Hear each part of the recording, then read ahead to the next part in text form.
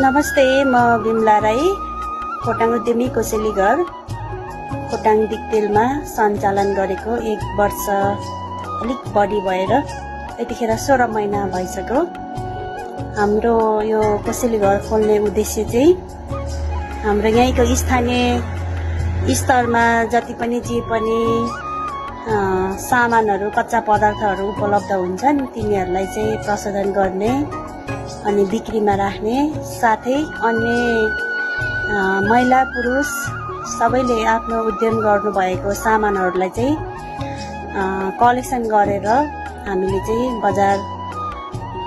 बजारीकरण गर्ने हाम्रो सोचाइ भएको हुँदा अहिले चाहिँ हामीले राडी, पाखी अनि खाडी, बाँसको आइटमहरू अनि काठबाट बन्ने आइटमहरू अनि खाद्यान्नको कुराहरू अनि महहरू हामीले चाहिँ कलेक्सन गरेर यहाँ चाहिँ राखिरहेछौँ। साथै यहीँको स्थानीय स्तरमा बनाएको सबै सामानमध्ये यो माटोको भाँडाहरू पनि हामीले राखिरहेछौँ र यो सामान चाहिँ यहीँको आन्तरिक पर्यटक लगायत देश विदेशबाट आउनुहुने, खोटाङ दिक्तेलमा आउनुहुने अथवा हलेसीमा आएर दिक्तेलसम्म जाउँ भन्ने पर्यटकहरूले पनि यो सामानहरू चाहिँ लगिरहनु भएको छ। दार्जिलिङबाट आउनुहुन्छ अनि यो सामान चाहिँ हामीले बाहिर बजारमा पनि हामीले होलसेलको रूपमा पनि हामीले दिने गरेका छौँ